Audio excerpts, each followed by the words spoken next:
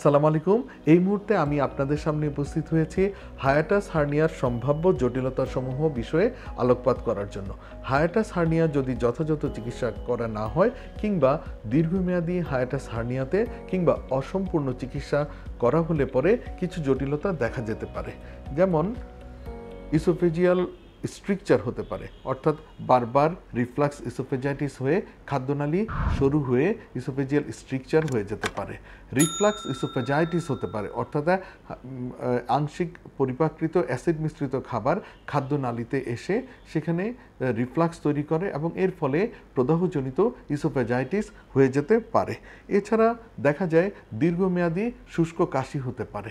দেখা যায় আংশিক পরিপাকৃত অ্যাসিড মিশ্রিত খাবার আরও উপরে উঠে এসে শ্বাসনালীতে যেয়ে সেখানে প্রদাহজনিত সমস্যা তৈরি করে এবং শুষ্ক কাশি দেখা দিতে পারে, বিশেষ করে রাতের বেলা শুষ্ক কাশির সমস্যা দেখা দেওয়া।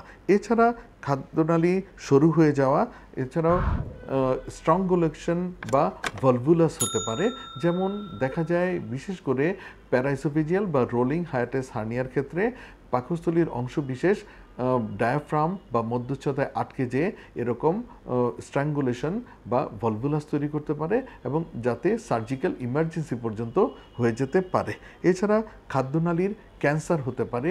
দীর্ঘমেয়াদী ইসোফেজাইটিস থাকার ফলে বিরলভাবে খাদ্যনালীতে ক্যান্সার হতে পারে।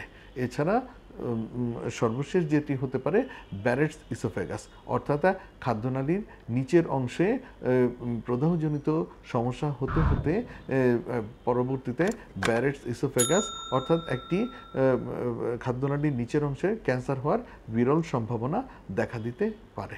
তাহলে হায়াটাস হার্নিয়া হলেই যে জটিলতা হবে তা কিন্তু নয়।